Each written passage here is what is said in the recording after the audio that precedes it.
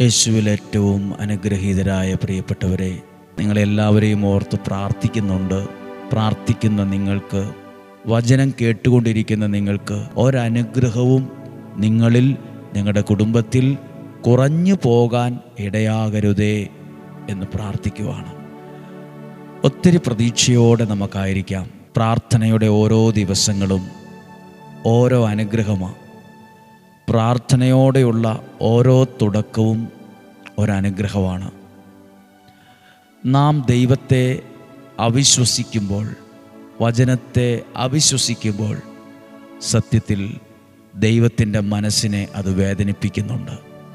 എന്നാൽ നാം ദൈവത്തിൽ വിശ്വസിക്കുമ്പോൾ, ആ വചനത്തെ വിശ്വസിച്ച് സ്വീകരിക്കുമ്പോൾ ദൈവത്തിൻ്റെ മനസ്സ് സന്തോഷിക്കുന്നുണ്ട്. പ്രാർത്ഥിക്കുന്ന, വചനം കേൾക്കുന്ന നിങ്ങളെ ഓർത്ത്, നിങ്ങളുടെ കുടുംബത്തെ ഓർത്ത് സ്വർഗത്തിലെ ദൈവം ഇന്ന് സന്തോഷിക്കുന്നുണ്ട്. ദൈവം നിങ്ങളെ അനുഗ്രഹിക്കട്ടെ. ഒരു വാക്ക് പ്രാർത്ഥിക്കട്ടെ. കർത്താവേ, ഈ പ്രാർത്ഥനയിലൊക്കെ പങ്കെടുക്കുന്ന ഓരോ വ്യക്തികളെയും, ഓരോ കുടുംബങ്ങളെയും അങ്ങ് സമൃദ്ധമായി അനുഗ്രഹിക്കണമേ. വിവിധ സ്വപ്നങ്ങളോടെ അധ്വാനിക്കുന്നവരും പഠിക്കുന്നവരും ശ്രമിക്കുന്നവരൊക്കെ ഉണ്ട്. ഒന്ന് രക്ഷപ്പെടാൻ, നല്ലൊരു നിലയിലെത്താൻ, നല്ലൊരു പദവിയിലെത്താൻ അവരുടെ കരം പിടിച്ച് അവരെ അങ്ങ് നയിക്കണമേ. എവിടെയും പാളിപ്പോകരുത്. എവിടെയും തുടങ്ങിയിട്ടത് പകുതി വഴിക്ക് നിന്ന് പോകാൻ ഇടയാവല്ല്. ആ അനുഗ്രഹത്തിൽ അവരെത്താൻ ഇടയാകണമേ. പരിശുദ്ധാത്മാവേ, ഇവരെ സഹായിക്കണമേ. ഇന്ന് നമുക്ക് ഈ വചനത്തെ കേൾക്കാം. 119 സങ്കീർത്തനം 11 വാക്യം. 11 വാക്യം ഒന്ന് വായിക്കുകയാണ്. 11 വാക്യം. അങ്ങേക്കെതിരെ പാപം ചെയ്യാതിരിക്കേണ്ടതിന് ഞാൻ അങ്ങയുടെ വചനത്തെ ഹൃദയത്തിൽ സൂക്ഷിച്ചിരിക്കുന്നു. ഞാൻ അങ്ങയുടെ വചനം എൻ്റെ ഹൃദയത്തിൽ സൂക്ഷിച്ചിരിക്കുന്നു. അപ്പം ഓരോ ദിവസവും കേൾക്കുന്ന വചനം നിങ്ങൾ ബുക്കിൽ മാത്രമല്ല, അത് ഹൃദയത്തിൽ സൂക്ഷിക്കണം. അതൊരനുഗ്രഹമാണ്. ആ വചനം മനസ്സിലിട്ടുകൊണ്ട് വേണം ആ ദിവസം ആരംഭിക്കാൻ. വചനം സൂക്ഷിച്ചിരിക്കുന്നു. കർത്താവേ, അങ്ങ് വാഴ്ത്തപ്പെട്ടവനാകട്ടെ. അങ്ങയുടെ ചട്ടങ്ങൾ എന്നെ പഠിപ്പിക്കണമേ. 13 വാക്യം. അങ്ങയുടെ നാവിൽ നിന്ന് പുറപ്പെടുന്ന ശാസനകളെ എൻ്റെ അധരങ്ങൾ പ്രഘോഷിക്കും. ഇനി ദൈവവചനം ഒരാൾ സ്വീകരിക്കുന്നത് എങ്ങനെയാണ് സ്വീകരിക്കുന്നതെന്ന് എഴുതിയിട്ടുണ്ട്. സമ്പദ് സമൃദ്ധിയിൽ എന്ന പോലെ അങ്ങയുടെ കൽപ്പനകൾ പിന്തുടരുന്നതിൽ ഞാൻ ആനന്ദിക്കും. നല്ല സമ്പദ് സമൃദ്ധിയിൽ ഞാൻ സന്തോഷിക്കുന്ന പോലെയാണ് അങ്ങയുടെ വചനത്തെ ഞാൻ ഹൃദയത്തിൽ സൂക്ഷിക്കുന്നതിൽ സന്തോഷിക്കുന്നത്. ദൈവത്തിൻ്റെ വചനത്തെ സ്വീകരിക്കുന്നതിൽ സന്തോഷിക്കുക. ഇതിനൊരു പ്രത്യേക അനുഗ്രഹമുണ്ട്. 15 വാക്യം. ഞാൻ അങ്ങയുടെ പ്രമാണങ്ങളെപ്പറ്റി ധ്യാനിക്കുകയും അങ്ങയുടെ മാർഗത്തിൽ ദൃഷ്ടി ഉറപ്പിക്കുകയും ചെയ്യും. അങ്ങയുടെ ചട്ടങ്ങളിൽ ഞാൻ സന്തോഷിക്കും. അങ്ങയുടെ വചനം ഞാൻ വിസ്മരിക്കുകയില്ല. ദൈവവചനത്തിന് എത്ര പ്രാധാന്യമാണ് കൊടുക്കുന്നതെന്ന് കണ്ടോ? അത് ഞാൻ ഒരിക്കലും വിസ്മരിക്കുകയില്ല, മറന്നു കളയത്തില്ല. ഞാൻ അതിൽ സമ്പദ് സമൃദ്ധിയിൽ എന്ന പോലെ സന്തോഷിക്കും. അങ്ങയുടെ വചനത്തെ ഞാൻ ഹൃദയത്തിൽ സൂക്ഷിച്ചിരിക്കുന്നു.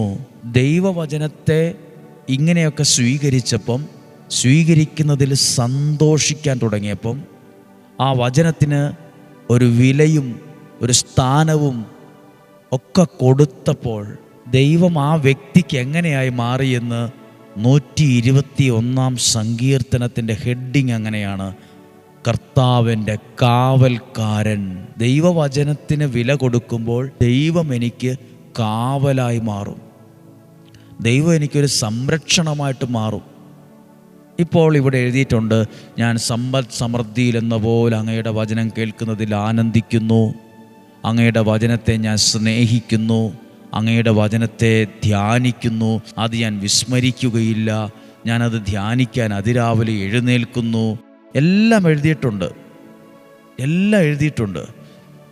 വചനത്തിന് പ്രാധാന്യം കൊടുത്തപ്പോൾ 119 സങ്കീർത്തനമാണ് വായിച്ചത്. 120, 121 സങ്കീർത്തനം അങ്ങനെയാണ്. കർത്താവിൻ്റെ കാവൽക്കാരൻ. പ്രിയപ്പെട്ടവരെ, നിങ്ങളും ദൈവത്തിൻ്റെ വചനമൊക്കെ കേട്ട് കോളേജാകാം, സ്കൂളാകാം, പഠനമാകാം, വിദ്യാഭ്യാസമാകാം, ബിസിനസ്സാകാം, ഏത് ജോലിയാകട്ടെ, നിങ്ങൾ ജീവിതത്തിലേക്ക് ഇറങ്ങുമ്പം ദൈവം ഒരു കാവൽക്കാരനെ പോലെ നമ്മുടെ സംരക്ഷണം തരും. അതുകൊണ്ടാണ് നിങ്ങൾ മാതാപിതാക്കൾ നിങ്ങളുടെ കുഞ്ഞുങ്ങളെയൊക്കെ ഡെയിലി ബ്ലെസ്സിങ്ങൊക്കെ കേൾപ്പിക്കണം.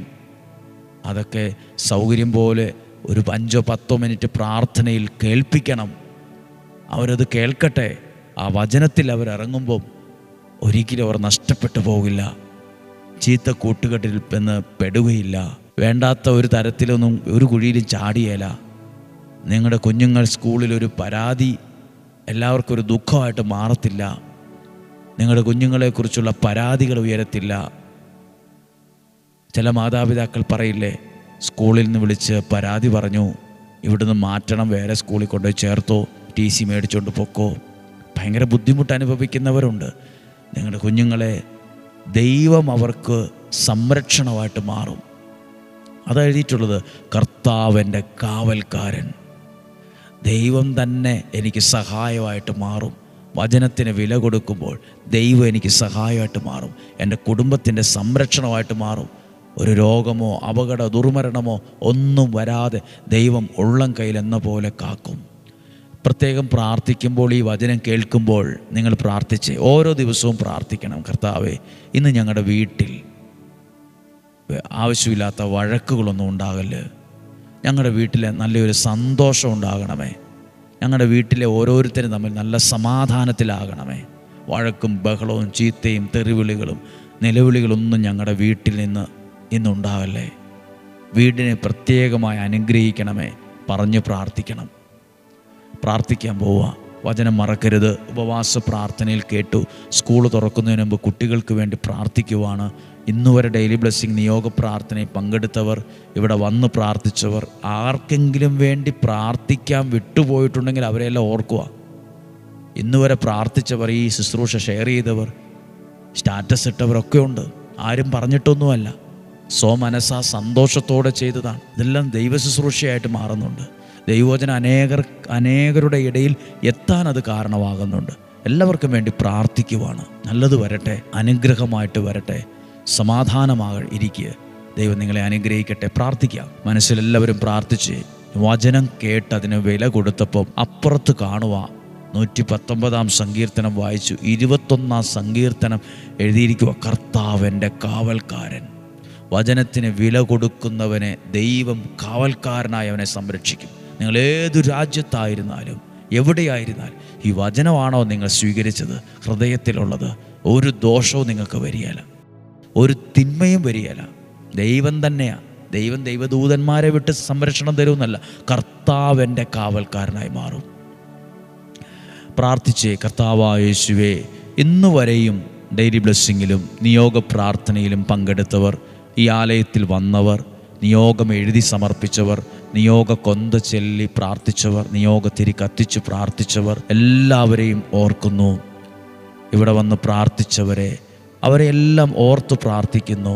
അവരെയെല്ലാം തിരുരക്തത്താൽ അങ്ങ് വിശുദ്ധീകരിച്ച് വചനത്താൽ നിറച്ച് പരിശുദ്ധാത്മാവിനാൽ നയിക്കണമേ. നസ്രായനായ എൻ്റെ യേശുവേ, ഇന്നുവരെയും ഞാൻ സമർപ്പിച്ച എല്ലാ നിയോഗങ്ങളെയും എല്ലാ ആവശ്യങ്ങളെയും അങ്ങ് സ്വീകരിച്ച് അതിന്മേൽ നിലനിൽക്കുന്ന സകല തടസ്സങ്ങളെയും സകല ബന്ധനങ്ങളെയും പൂർണ്ണമായും എടുത്തുമാറ്റി അത് സാധിച്ചു തന്ന് എന്നെയും എൻ്റെ കുടുംബത്തെയും അങ്ങ് അനുഗ്രഹിക്കണമേ.